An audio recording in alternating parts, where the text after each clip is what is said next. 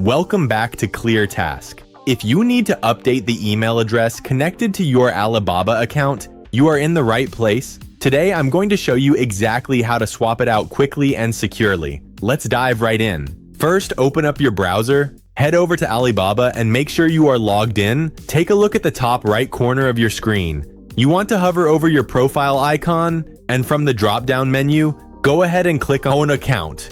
Once that page loads, look for the Account Security section.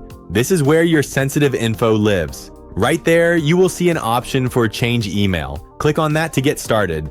Because Alibaba takes security seriously, they need to make sure it is actually you making the change. You will be prompted to request a verification code. This code will be sent to your current email address or your linked phone number.